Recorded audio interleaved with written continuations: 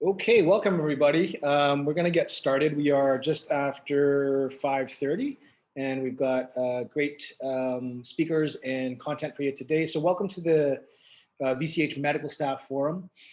This is our 19th Medical Staff Forum. And so I think everybody that we have for you, speaking with you here today has been here before, so everybody's a pro at this, but I am going to go round table and have everybody introduce themselves, and then we'll go over a few housekeeping items and then jump into the presentation today. And a lot of this was built off of questions that you as our medical staff have sent in.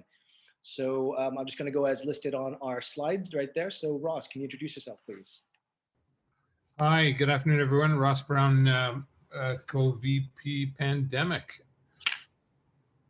Great. Thanks, Ross. Patty. Hello, Patty Daly. I'm the Chief Medical Health Officer. Thank you. And Vivian. Hi, I'm Vivian Eliopoulos. I'm the interim CEO for Vancouver Coastal Health. Thank you. And Manish. Hi, I'm Manish Sadarangani. I'm pediatric infectious disease physician at BC Children's and director of the Vaccine Evaluation Centre. And I'm Chad. I'm an emerge doc at Vancouver General, UBC as well, and Associate VP Medicine Quality and Safety and co-VP Pandemic with Ross. Titus.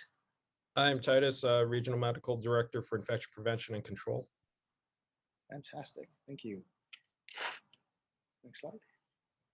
And as we begin today, as usual, we do want to make sure that we duly acknowledge that the land that we are conducting our business on and our meeting on and we work and live are the traditional territories of the Musqueam, Squamish, and Tsleil-Waututh peoples. And that's where we are joining you, from where we're joining you tonight.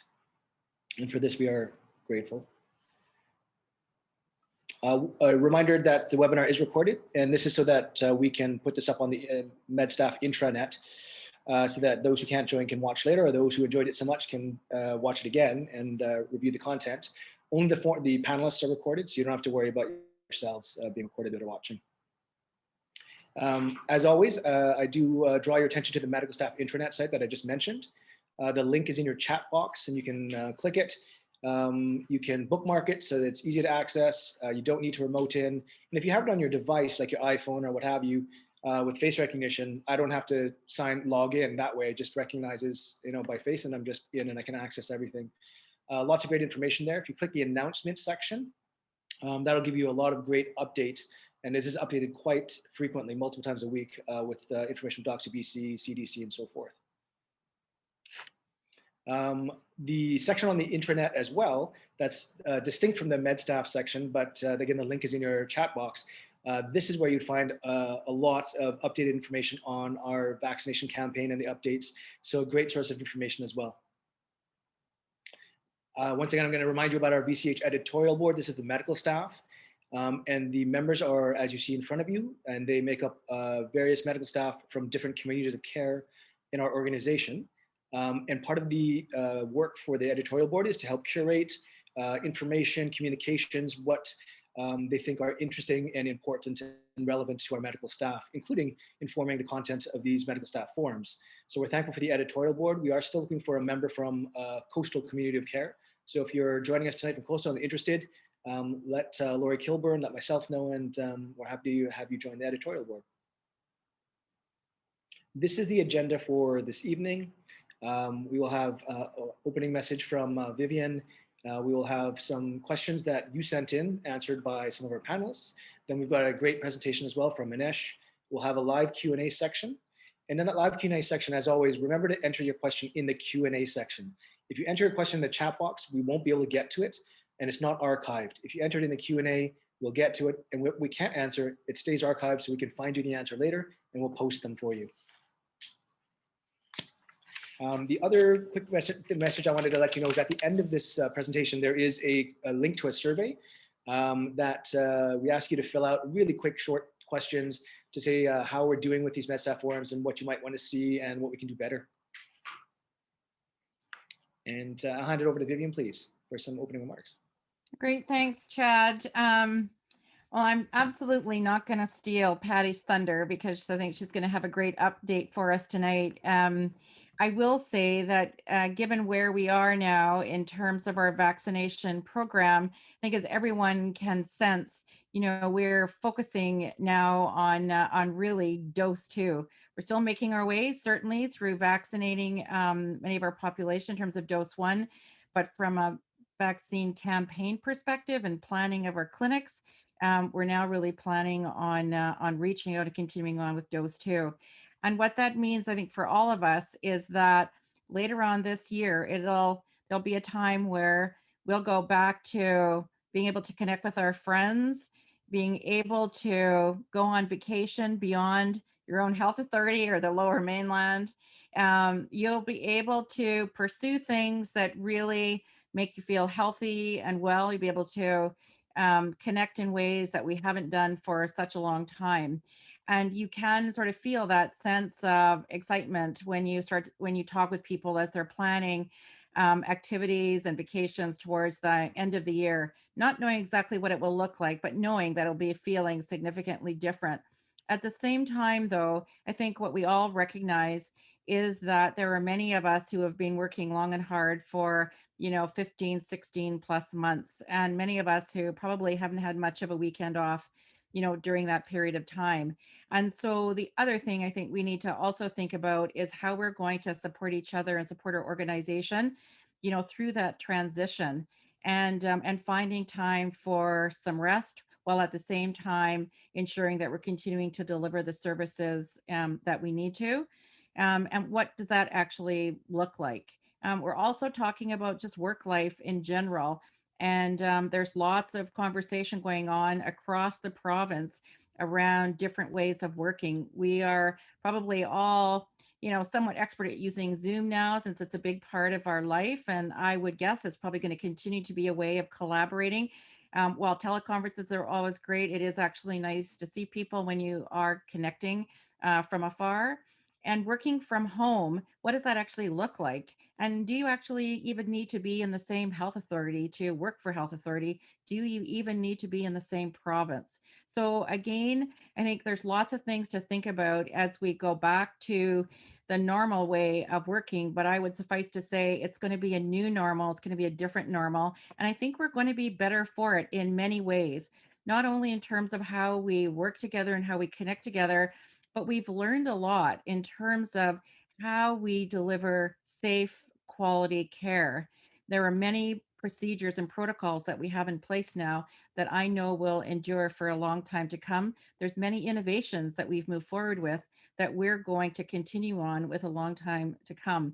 Titus has been the leader in opening up a lab that is doing PPE testing, for us and for certainly for the country, and I think will bode us well in terms of research and quality improvement activities as we move forward. Patty and her team have done amazing work from a public health perspective, and we've learned a lot that will not only support us in the future, but will drive us to strive to achieve a higher quality of care than we've ever had before. So yeah, we'll be going back to the normal way of being, but I would say it's going to be a much better new normal, and I certainly look forward to that day. Thanks, Chad. Great, thanks, Vivian. Always wise words and words of encouragement. Thank you so much for that. And it does ring true. What we've been discussing at REOC, and even just this afternoon, about recovery and what that means, lessons learned, how to build back better, making sure that we recover both our system, but also our people and our teams to make sure that there's time and space for that. So there's so much that rings true in what you've said. And I think also it's our mindset, because as you noted, we achieved so many things so quickly, removed barriers, in part because of the structure of our EOCs and how we had to keep pace. And these are some of the things that we want to continue to do, is remove barriers, get work done, address, innovate. And so I encourage those who are joining us tonight to start thinking about those things as well, things that work really well in your clinical practices, in academics and research, in operations and so forth, and consider how we need to continue on that. So what we'll move down now to is our question and answer section that from questions that you submitted ahead of this, and we've themed out, and we'll have some of our panelists answer. Okay, the first set of questions is on vaccine effectiveness for Patty and Manish. Could you tell us what is the rate of COVID-19 infections following vaccination, breakthrough COVID-19 cases? How do hospitalizations, deaths compare between unvaccinated and one dose? And is it true that the vaccine only works to reduce illness and symptoms and is less effective at actively preventing transmission and infection? So I think Manish is probably going to address some of these in his presentation. Tell me if you are, Manish, and I won't spend a lot of time on this, but I will say that the vaccines that we've been delivering, and he's going to give you some of the data, published data, but I can tell you in use, they've proved to be remarkably effective. So I will tell you some of our own data. There are some populations, first, we're vaccinated at a very an accelerated rate now. We've delivered actually, just looking at the numbers, about 650,000 doses of vaccine here in our health authority. But there are some communities where we made a decision to vaccinate all adults 18 plus for a number of reasons. That was done in First Nations communities all around the province. In our health authority, we did it first in Whistler, because you may recall at one point last month that Whistler had the highest rate of COVID in the province, and there were some concerns there. And there's been a few other populations as well. Downtown East Side, we've done all adults. We haven't done the entire community, but those that are most vulnerable, we've done in that community. And in those communities where we've done that, we've seen a very remarkable decline in cases of COVID-19. In fact, even as this so-called third wave started to appear in mid-March, those communities did not have a third wave. So very few cases occurring now in First Nations communities on reserve. Whistler is down to really down to very, very few, if any, cases, pretty flat up there. And in the downtown east side, we've seen a remarkable decline in cases that was actually published in a number of newspapers, including the New York Times, to celebrate that success. And this has been seen in other communities across the province. So this is evidence, in addition to what Manish is going to tell you, of how effective the vaccine has been in just in our use here in our health authority. Manish, I don't know if you're going to present Danuta Skowronski's data. I won't know. Just to give you some other, when a vaccine is in use, of course, we look at if you look at what's published when the vaccines are licensed, those are the randomized controlled trials. Those are called efficacy trials, how well the vaccines work under ideal conditions. Those trials are done at different times in different populations around the world. Vaccine effectiveness is how well the vaccine actually performs in the real world. And Danuta Skowronski at the BC Centre for Disease Control has been doing some vaccine effectiveness analysis here in BC.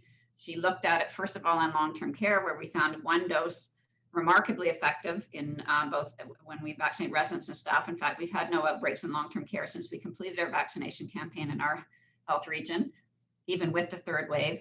And now she's starting to do this in the community, and she's found, and just some preliminary data for those 70 years and older, that the vaccine is about 70% effective, and that's 28 days after only a single dose. So in an older population, and that's for those 70 right up to that much higher ages, that is remarkably good. So this is good news. And in terms of hospitalizations and deaths, that will be part of the analysis, but I can tell you with the third wave, we did see an increase in hospitalizations, but we did not see really an increase in deaths. And that's because we had vaccinated, by and large, those at greatest risk of death, residents of assisted living, long-term care, and those over 80 in the community. And just for the last point, I'll let Manish speak to this, that the vaccine actually does prevent transmission. So there's good data now to show that from a number of countries, but maybe Manish, you want to add to that? Yeah, so I think there's some nice data, some household transmission data from the UK based on a huge number of households, suggesting that even after one dose from both the Pfizer vaccine and the AstraZeneca vaccine, there's a reduction in transmission of around 40 to 50%. So I think while the clinical trials were focused on disease, we're definitely seeing data suggesting reduction of transmission as well. But I think just to reinforce that that's after one dose and it's still not 100%. And so that, it is important that we continue to follow all the public health measures that we've been stringently following. And, as Vivian said, we're getting every day a step closer to, whatever normality is going to look like. But I think for now, we still just need to stay the course. Great, thank you. Okay, the next set of questions are on vaccine rollout for Patty and Ross. How are we targeting vaccination in the various hotspots, and how are we using community champions to promote vaccination? Will BC shorten time between shots, specifically for those vulnerable groups, such as the over 80s that potentially have less immune response to vaccines? Can we expedite their second dose? Are there plans for new vaccines with the potential arrival of new variants of COVID-19? And can you provide an update on the status of vaccine supply nationally and for BC? Maybe, Ross, you want me to start and then Yeah. the first couple? Yeah, perfect. So I already mentioned that Whistler is a hotspot. One of the things that we have been doing as we've rolled out the age-based strategy, which is the primary strategy that we've been for the vaccine rollout. And by the way, we're down to all adults now, 18 and over. And tomorrow they're going to announce the 12 to 17-year-olds. In fact, some physicians have already become aware that you can already register your kids 12 to 17 on the provincial website. So go ahead and do that now. And then they'll be invited for a vaccination, and you'll get more details on that tomorrow. But as we were doing that, there was a decision that there are certain spots around the province, data, neighborhoods where the rate of COVID is higher. And for those neighborhoods, they opened up vaccination to younger age cohorts, depending on what stage we were at. And it actually got down to 18 plus. So I mentioned Whistler, some neighborhoods primarily in East Vancouver, and some in the Sea to Sky of ours were included. Many of them were in Fraser Health in the greater Surrey area, but there were hot spots also in the north and in Interior Health. So that was, and this is a strategy that's been used in other provinces as well. It's now a bit of a moot point because everybody over 18 is eligible. But I will say that we've had really good response. We've got, the province wanted to have 80% of the population register on the provincial platform for a vaccination. And it's a bit of a cumbersome thing. You got to register. You don't necessarily get your appointment. It's not that intuitive. We are the first health authority where over 80% of our population has registered for a vaccination. And we're actually getting good appointments booked this week, next week, the week after from adults 18 plus before we even invite the youth to our clinics. So we will promote vaccine in those neighborhoods where we see coverage is a little bit lower, but right now we're getting very, very strong uptake across the entire health authority. And I think what will happen as we see the bookings for vaccination start to drop a little, we can then focus on some of the communities where we know there may be less uptake. We've already done some pop-up clinics, for example, in Richmond, where the coverage was a little bit lower.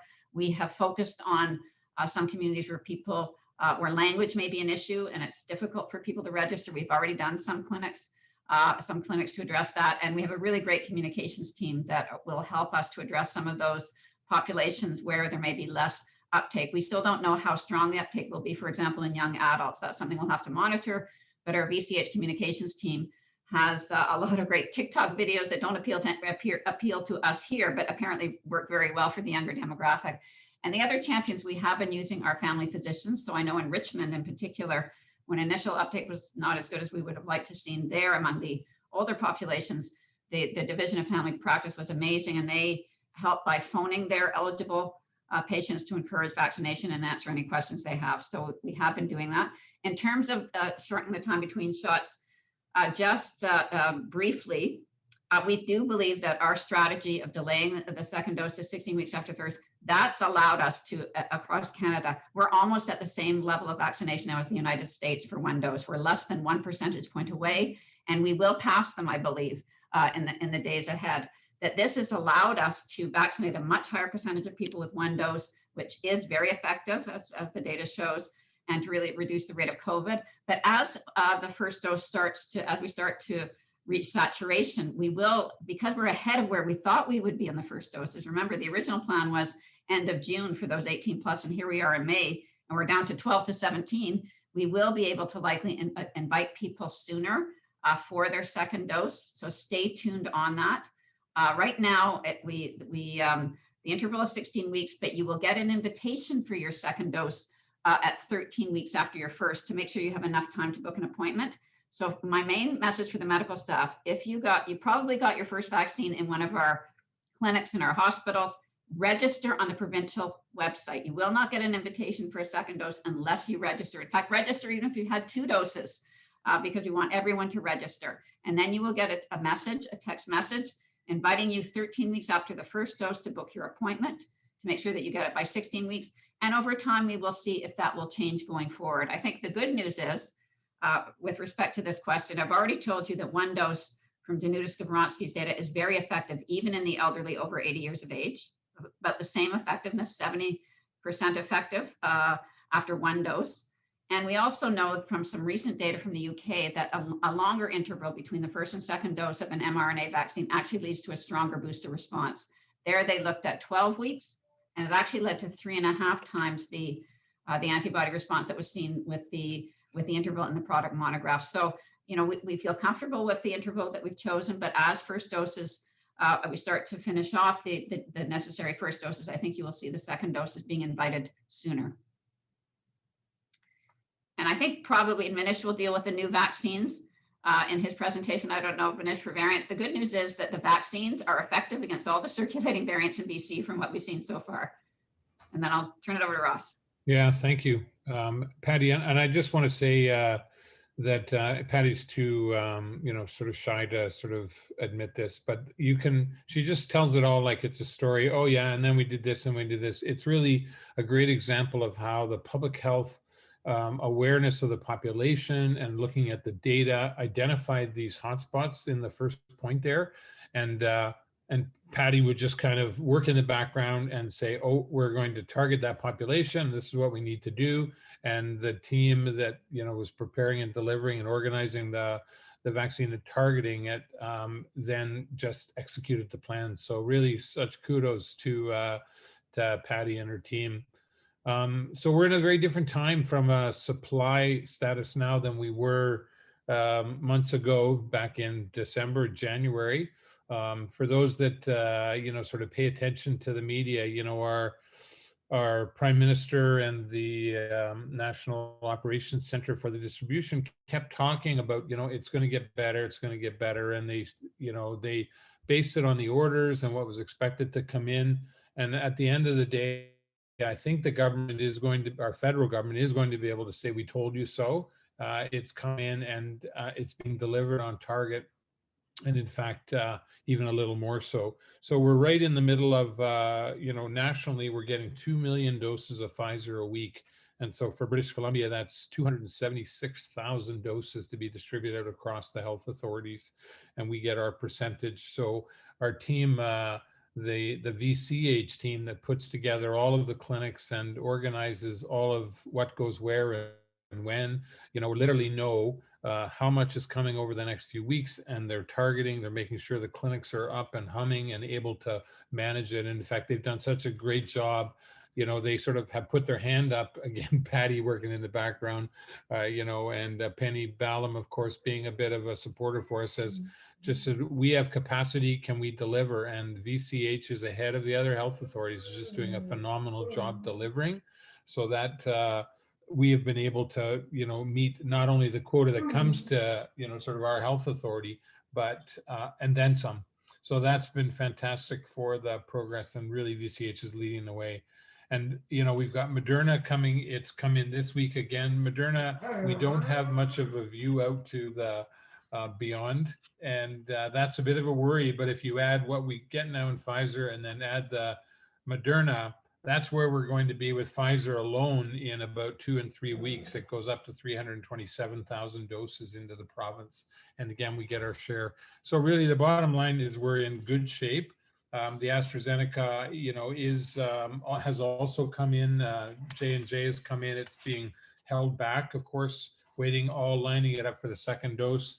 All these experts that, you know, run the spreadsheets and keep track of what's coming in and what's going out and planning ahead and then layering in the second dose they're brilliant, and they've done a great job. So, and again, kudos to the feds for ordering it all and giving us the options.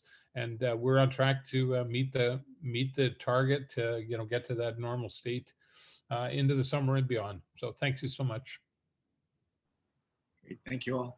Just a reminder to those that have joined, put your question in the Q&A box, not the chat box. That way we can get to it, archive it if we don't, and answer it later. In the chat box, you'll find a link to register. As Patty said, if you are med staff, even if you had your first dose and or 2 doses, you want to register and get yourself in the system. So the link is listed there. Just as a as a number to think about, I think at VCH now we're doing over 14,000 doses a day. And we're increasing all the time as we get more supply, we increase the ability to vaccinate. So if you think about that, and then every day, pretty much being able to do thousands on thousands in the cross health authorities. So it's a tremendous work. Next set of questions. Okay, the next set of questions are on infection prevention and control for Titus. Does full vaccination protect us from carrying and transmitting the virus? And should I use an N95 respirator when treating a patient with suspected or confirmed COVID-19? Okay, excellent questions. I think the first one, Manish and Patty addressed it already a little bit. And just to comment a little bit further, I think it's Harris with the Public Health England data that looked at the household transmission. It's an excellent paper. I think it's in preprint. Manish can correct me if I'm wrong, but worth reading. It really tells you how after that first dose, after 14 days, that's kind of where the curves separate a bit. Your odds really drop, and it's protective in that 40 to 50% range. So the short answer of that is, well, I think in our hands, as Patty mentioned, is extremely effective. When you look at the data, I think you're looking at least 40-50% protection after even one dose. Of course, certainly 2 doses afterwards, and I think I'm pretty sure Manish is going to comment on this. It's much higher efficacy. Manish is probably going, everything is hinging on my presentation, and that's absolutely true. So I think is really the key message with this is even after your vaccination, it's extremely important to follow all of the public health instruction that Patty and her team has provided, as well as the infection control guidance that we have within our health facilities. And I'll take a look at this. Oh, should I use an N95 respirator when treating a patient with a suspected or confirmed COVID-19? Extremely timely question. And I think it really relates to, I think the underlying question is, am I safe with our current existing guidance? And I think this is also a good time to talk about the point of care risk assessment that was recently released by our ministry colleagues. So I think that we have to look at where the goalposts are. I think on one end of the spectrum, you'll have situations where absolutely you should put on an N95 when caring for a COVID patient. And this is if you have a COVID confirmed or strongly suspected patient, very symptomatic, and you're performing an AGMP in this patient, absolutely, without question. And then on the very other end of the spectrum, you'd have a patient that's coming in for another reason. They received a COVID test, it's negative. And this scenario, absolutely not. It doesn't add any additional protection for you. Now, we have to recognize that transmission risk is in a gradient. And so closer to this end might be scenarios where you have a COVID positive patient, but they're doing some sort of procedure that isn't quite on the AGMP list, but there's some similarities. And so for, as an example, you can imagine some scenarios with in surgery, with our ENT colleagues, or with GI with scoping. There might not be extremely strong evidence to suggest that these are AGMPs. However, they are similar enough to existing procedures. That's kind of where you do your point of care risk assessment. You say, okay, on the balance of everything, what's my risk? Should I put on N95? And if you do your risk assessment and say, yes, I should put on an N95, then that's your answer. I can tell you for myself, and I know for Patty and others who have been in these outbreak scenarios, I'm extremely comfortable with my practice and my clinical practice to wear eye protection and an ASTM mask for the majority of my clinical care interactions. And then certainly if I'm doing a known AGMP, I'll put on N95. I get to say that because I'm not doing a lot of the procedures that's maybe not fully well defined.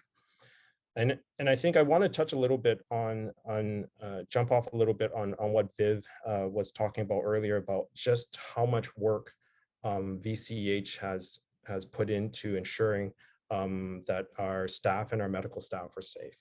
And I think you look at VCH as really one of the first health authorities to really wrap our arms around, our institutional arms around the community and long-term care, and providing a PPE, whether it's a mask or an N95 or anything, whether or not they were a VCH site or not. And I think that was bold. And I think at the regional EOC, everyone just said, yes, absolutely. Doesn't matter how much it costs, we're going to do this. And I think that took a lot of courage. I think the other items, things that we look at Chad and Annalie and Jen. They created, a specific physician or provider, occupational safety and health, a team to make sure that, the unique safety needs of the physicians and providers were met.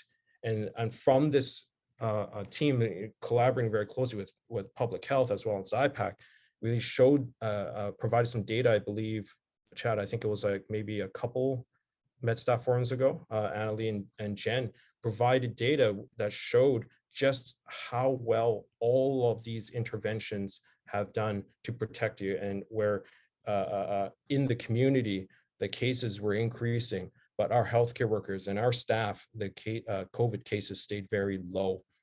And this is stuff that Patty's team has tracked throughout the pandemic and verified.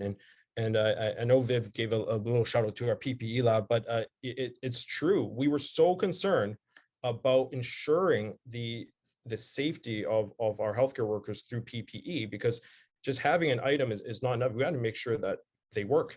So we were the first health authority in Canada to create an ISO accredited PPE testing laboratory. That's the extent to which we want to make sure you're safe.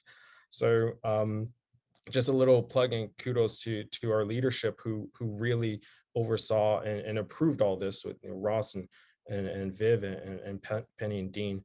So the basic underlying message is we've done a lot of work to ensure that our staff are safe. We're monitoring to ensure that you continue to be safe, and we're continuing to do our evidence reviews to adapt and update our guidance as necessary. So I'll pause there. Great, thanks so much, Titus. What you referred to last about the data that Annalie presented, that POSH tracks, I think was from last Medical Staff Forum. For those who are interested, it's on the MedStaff intranet. It's archived. You can find the presentation there. It's also under the IPAC part of the intranet website for VCH. It's public facing, and within that, under IPAC, there's a POSH section, and you can find the infographics that are made, and I think it contains some of the data that shows how well protected the medical staff have been throughout the pandemic. Next, what I'd like to do is move on to the presentation from Manish. And I think, Manish, I've seen part of this before because I know you're asked innumerable number of times to present all over the province. So thank you for making time for us, and I'll hand it over to you. Thanks, Chad. So I'm just going to share my screen, so hopefully you can see that.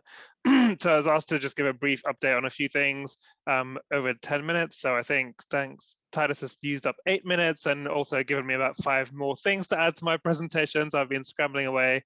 So no, just kidding. So these are my disclosures, which haven't changed from the last time I spoke to you guys. So I was asked to talk about vaccine effectiveness against variants, vaccines for children, pregnancy, and then mix and match combinations. And I know there's been some questions about some of these in the Q&A, so we'll hopefully address some of those as well. So just first of all, just defining what a variant is, just so we're all on the same page. So these variants of concern, or VOCs, that have been defined and are being sort of notified by Health Canada.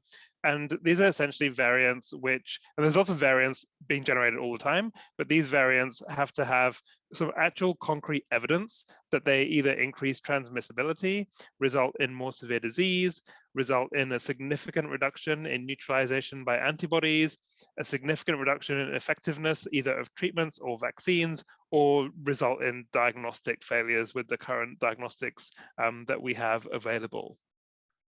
Right now, we have 4 variants of concern that have been identified in Canada. I'm not going to go through all the details of this table. People who are interested can either look at the references here or go back and look at the presentation again.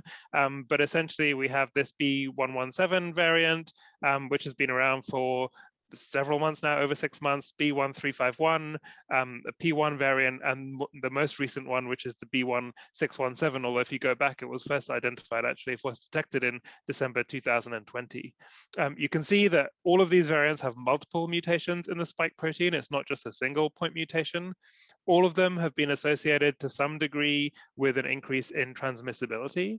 The B1351 variant has been associated with increased severity and maybe a little bit also the P1 variant. They've all been associated with a little bit of reduction in serum neutralization, some more than others. This has been probably of most concern from the variant, the B1351 variant. There's been very minimal impact on vaccine effectiveness from the B117, and I'll show you some data on that in a second, and variable impact on the B1351 variant, and I'll show you some data on that as well. And we don't really have good data yet on effectiveness for the P1 variant or the B1617 variant, and hopefully that will emerge over the coming weeks. So I think some of you may have seen this slide before, and there's lots of colors, and I've tried to sort of color code it to make it more simple, but as I look at it now, it may be more complicated, but I'll sort of walk through it and hopefully it'll make sense. So this is looking at, and this is a publication in the England Journal, looking at the comparative efficacy of the different vaccines against either pre-existing variants, which are all sort of in the left-hand side in the 3rd and 4th column here, and the B1351 variant in the right-hand column. Everything in between is in vitro neutralization antibody data, which I'm not going to focus on because I think the clinical efficacy is much more important. So if we follow the colors, so if we look at the green boxes first, so this is the Johnson & Johnson vaccine. Efficacy in preventing severe COVID-19 in clinical trials was 85% in South Africa, and it just so happened, and these data all happen to be because the trials were being done in South Africa when the variant was emerging, and so we have some people who were infected with the variant and some people before the variant emerged, and that's where the comparisons can be done. But for the Johnson & Johnson vaccine, essentially there was no reduction in efficacy against severe disease with this variant. In the blue boxes, so the AstraZeneca vaccine was 67%. This is against any symptomatic COVID-19 disease. So 67% against the sort of wild type strain, if you like, and reduced to 22% against the variant strain. And the red boxes, the Novavax vaccine, 89% against the wild type strain, and a little bit of a reduction, but still moderate efficacy of 49% against the variant strain with the B1351. So that's from the clinical trials, from efficacy, as Patty mentioned, that's data from the trials.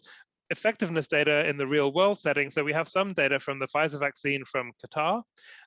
So they published this in the New England Journal as well. So there's some data after 1 dose, although I think that that also includes that first 2 or 3 weeks after vaccination where you wouldn't expect any effect. So I'm going to ignore that data for now and just look at their effectiveness after 2 doses.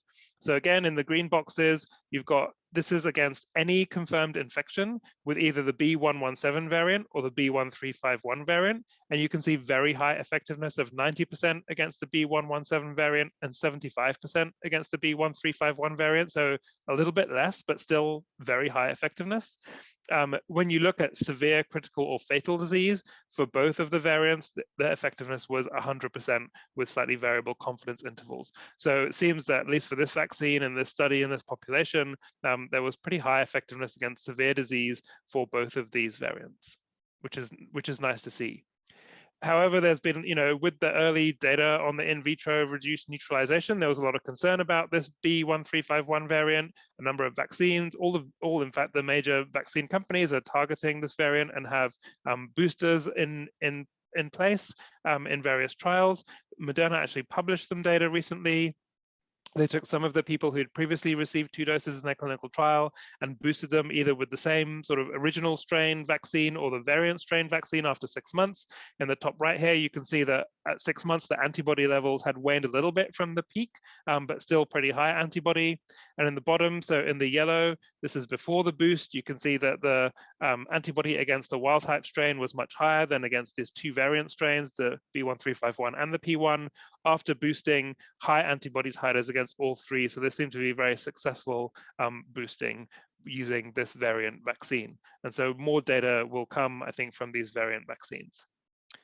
Clinical trials in children. So this is my sort of one table summary of where things are at. So going from the older kids to the younger kids, and then the 5 vaccines where the trials have started.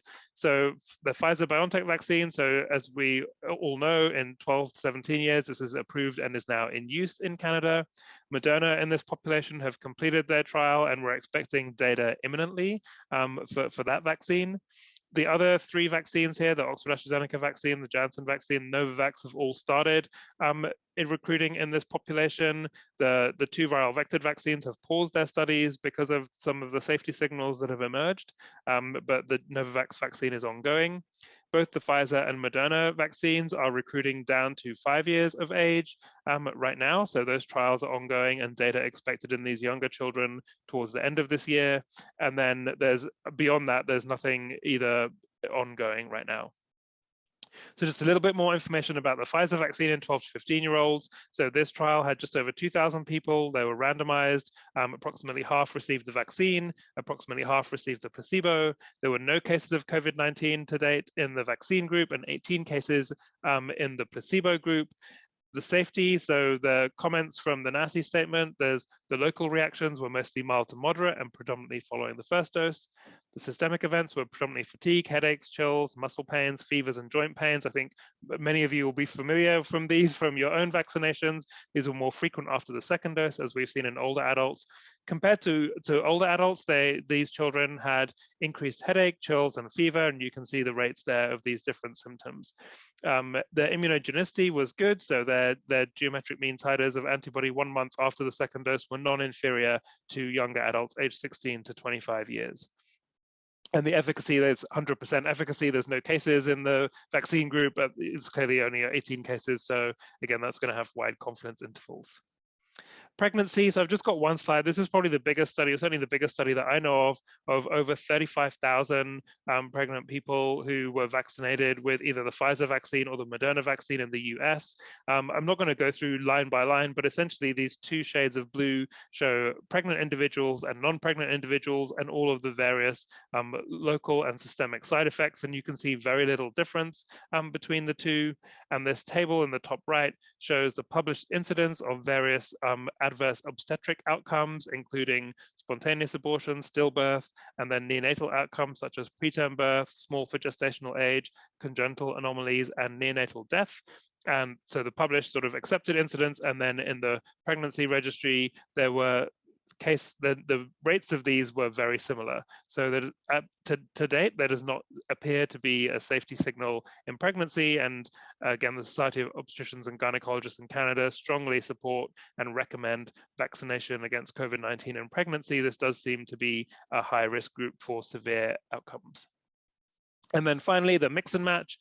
So again, some of you will have seen this study, the Comcov study from the UK. They published some data in a letter to The Lancet on groups of individuals who had a 4-week dosing interval and various combinations of the Pfizer and AstraZeneca vaccines. They noticed that there was a higher reactogenicity in the mixed groups, whichever way you mix them. And so this is, as an example, the rates of what they call feverishness was 30 to 40% in the mixed groups and 10 to 20% in those people who had the same dose for their first and second dose. And if you want more data, that's in the Lancet letter there. The immunogenicity data are not yet available from that trial. They also have some groups that are vaccinated with a 12-week interval, and those data are also not yet available, but will come. The same group in the UK are currently doing a second study where they have people who've received Pfizer or AstraZeneca vaccine for their first dose and are then being boosted either with the same vaccine as dose 1, whichever one it was, or the Moderna vaccine or the Novavax vaccine. And then I just wanted to mention, and you'll hear much more about this in the next 24 to 48 hours, I suspect. There's going to be a press release tomorrow, but the Mosaic trial, which is an upcoming mix and match study that we're doing with the Canadian Immunization Research Network, essentially, and myself and Joanne Langley at Dalhousie are co-PIs of this trial, which has been approved by Health Canada and provisionally has been approved by the REB here at UBC.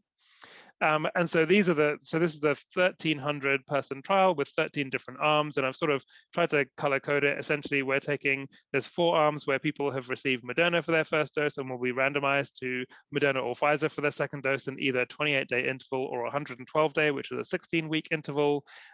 Same with people who've had Pfizer for their first dose, randomized to a second dose of Pfizer or Moderna with these intervals, and people who've had AstraZeneca for their first dose randomized to either a second dose of AstraZeneca or Moderna or Pfizer, and then again the variations in the intervals as well. And so we're planning to start that trial in the coming days.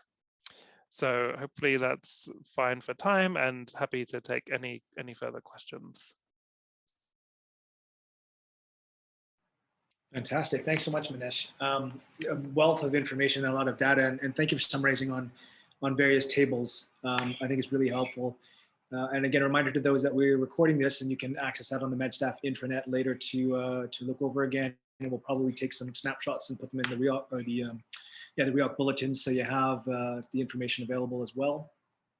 And congrats on the start on the Mosaic trial, Manish. We're looking forward to that. Sounds really interesting. Thank you. What we're going to do now is move on to the live Q&A portion. A number of you have put your questions in the Q&A box. Please continue to do so, because that's where we'll archive it. If we don't have time tonight, we'll find the answers and we'll post them for you. Okay, first question. Some patients are returning to BC after having been given 2 doses of an mRNA vaccine in the US. Is there a way in the provincial registry to capture the fact that they are vaccinated? Right, you can't go through the provincial registry portal, but there will be a way to enter those doses. It's not urgent right now. If you remember, when in the early days of vaccination, we filled out some paper records, and we actually have people data entering them into the provincial system. And we get people, children, adults who come to BC all the time from countries around the world, and we can data enter their vaccinations into the provincial system. And we will do that for those, for anyone who moves to BC.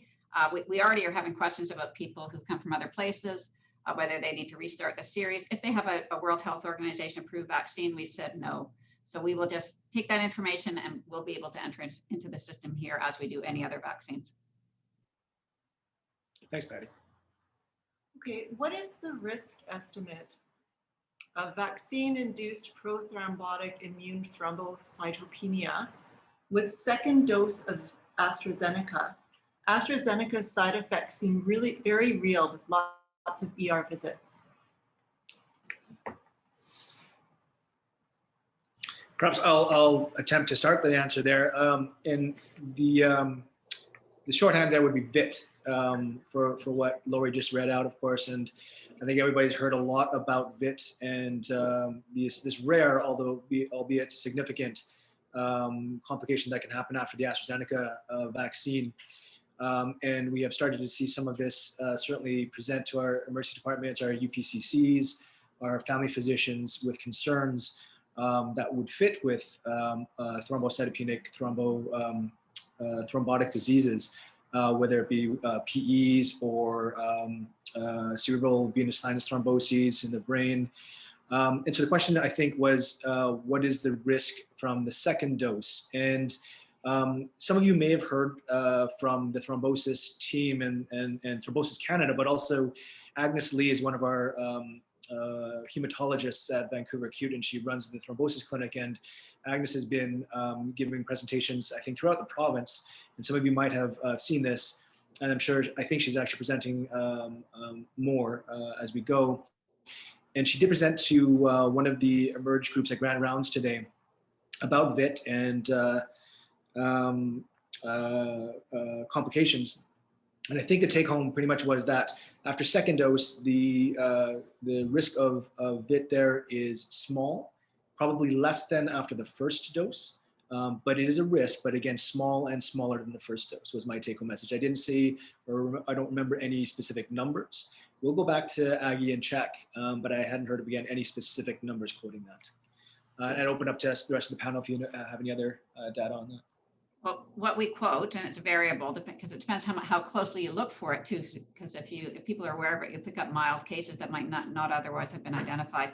We're quoting about 1 in 1,000 vaccine, or 1 in 100,000 vaccine recipients, so 1 per 100,000. I've heard also, Chad, from data from other countries that it's lower after second dose. What I will say is it's a treatable condition, so it's that awareness. And we've only had one case identified so far in our health authority, and I will say that person went to their family physician who did the appropriate assessment and identified that at an early stage. So, being aware of it, we've sent out information to family physicians. There's a newsletter that's gone out. We can make that available on the website too, just so you're aware of what to look for. Perfect. Thanks, Patty. And what I would offer as well, I think, to our attendees that have joined us, and again, if I think of where the question came from about BIT and the side effect and starting to see the EDs, we are looking at that as well. Eric Grafstein is our regional department head for Emerge. He and I have been chatting about what we're seeing at various EDs across the organization and UPCCs. And the signal we're looking for is, we order a lot of CBCs, but we're looking for D-dimers. Have they increased lately? HIT assays, have they increased recently? But certainly what we feel is that there has been an increased number of patients worried well to some degree.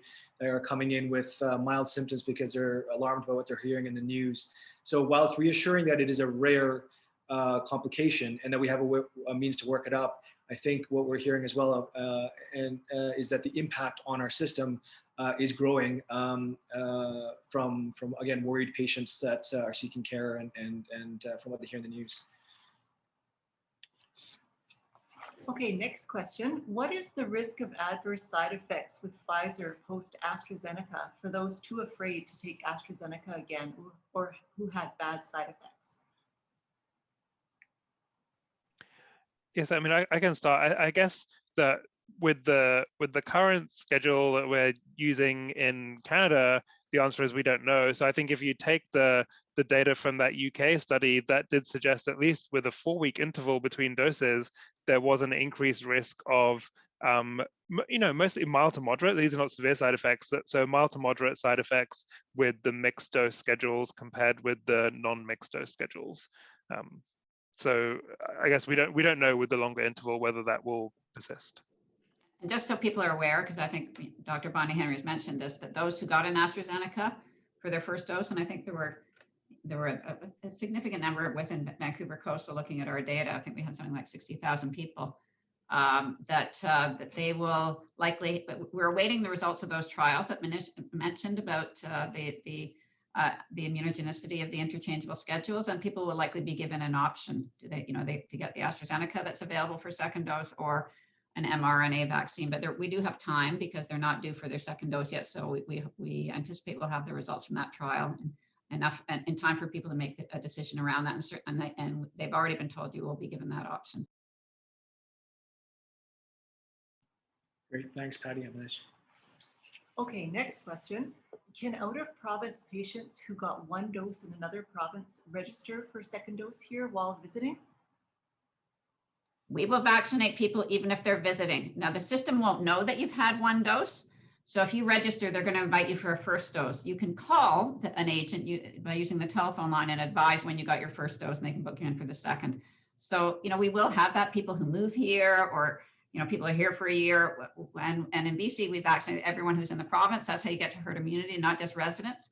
So if they got it in another province, country, they can register and they can call an agent and advise that when they got it, and they can be booked appropriately. Thanks, Patty. Great. Just a question for Manish. In the Mosaic trial, because the intervals are not the same, i.e. 4 weeks mix and match and 16 weeks same vaccine both times, will it be possible to study the interval effect as well as the mix and match effect? Yeah, so sorry, I probably went through it a bit quickly, but essentially those are exactly the two co-primary objectives. So one primary objective is to look at the mixing different vaccines compared with non-mixing, and then the second primary objective is to look at the interval. So actually, for all of the groups they're essentially in duplicate. So we have for all combinations both a 4-week interval group and a 16-week interval group to be able to look at all of that. the mixed combinations. So yes, we'll be able to address that. Awesome. Thanks, Manish. Titus, are you able to provide an update when the surgical algorithm will be officially released? Oh, yeah, so surgical algorithm 3.0. This one has been approved by PPH and CREM and the ADMs. I just received word, I think earlier today, that they have approved it at the ADM level. So what that means for us is that this is imminent for publication. And certainly once this goes live, we will blast this out to our surgical and anesthesia colleagues. Great. Thanks, Titus. So it seems that vaccine supply might be unlikely to be the limiting factor for vaccination. Population uptake might be. Do we have an idea of uptake for those aged 18 to 40? Too early to give that, because you may recall overall for everyone 18 plus, we're getting close to 60% vaccinated, but we've only just invited those about the 18 to 30 group within the last week, and most of them, given how many appointments are booked up, how popular the clinics are here, have not got their vaccine yet or had enough time to get a response to it. But I will tell you that among our older age groups, those over 70, we're up to about between 85 and 90% of people have gotten a first dose of, or have gotten that first dose of vaccination. That's very good response, very high. And for the other age groups, when we look at the data from each week, it's still on the upslope. So people are still being vaccinated. So we haven't plateaued yet. So we don't know that. I think, of course, we want to see very robust uptake in young people. So that's why I mentioned some of the strategies to encourage young people to get vaccinated. They may not watch the news conferences at 3 or read the newspapers. So some of the TikTok videos, employers are reminding their staff to get vaccinated, but we'll have to wait and see over the coming weeks what the uptake is. Great. Thanks, Patty.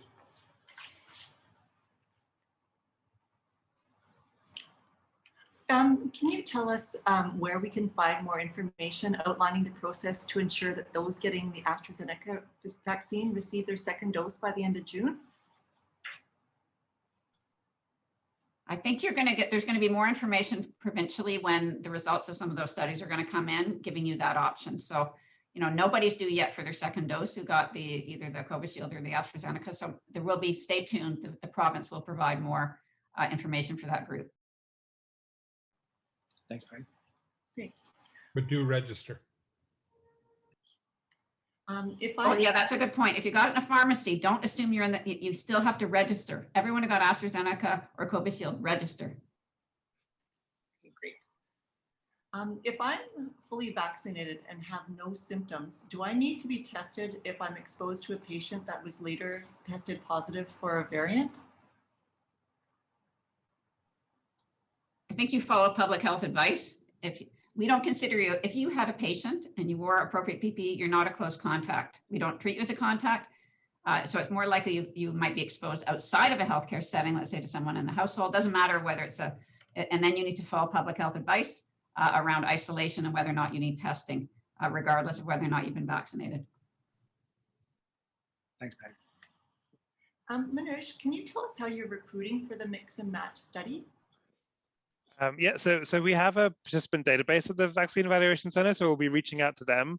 But I suspect as there's going to be a formal press release, as I said, tomorrow, and we're expecting quite a lot of media uptake from that. And just based on the experience of other COVID studies that we've been doing over the last 12 to 18 months, we're expecting a lot of people will contact us, and we already have had some people contact us. So anyone who's interested, feel free to email me, and we can definitely add you to the list. But yeah, there's going to be I think there's going to be the main ways, and then if we're still looking for more participants, then we'll figure it out.